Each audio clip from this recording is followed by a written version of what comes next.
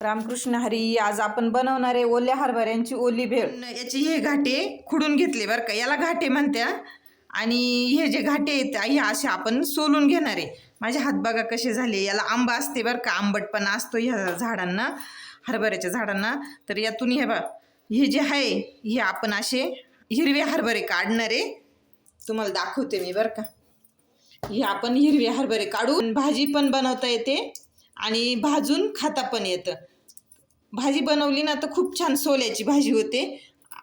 आणि असे तव्यावर घाट्यांमधून आपण असे हरभरे काढले. आता हे छान आपण तव्यावर भाजून घेऊ आणि तिखट वगैरे लावून घेऊ बरं का. दाखवते तुम्हाला मी.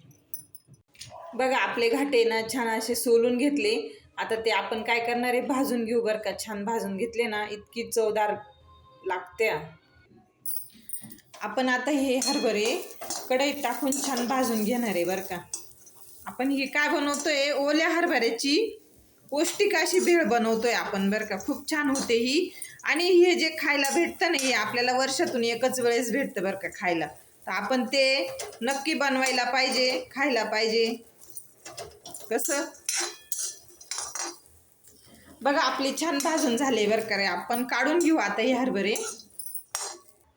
बघा हे भाजून घेतलेले हरभरे ना ते थंड झाले. थंड झाल्याच्या नंतर आपण काय काय टाकणार आहे त्यात. हे आला आपला कांदा, ही थोडी हिरवी मिरची, आपण हे लिंबू घेतले बरं का. हे लिंबू असं थोडंसं टाकून घेऊ छान. ही आपली आली कोथिंबीर. इतकी सुंदर लागते ना ही भेळ तुम्हाला सांगते. आणि हे मीठ घेणार आहे बरं का. मीठ जास्त नाही वापरणार आहे, अगदी चिमूटभर असं.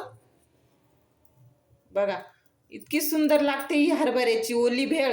तुम्ही पण अशी भेळ नक्की बनवा, खा आणि मला कमेंटमध्ये सांगा आणि एक सबस्क्राईब नक्की करा.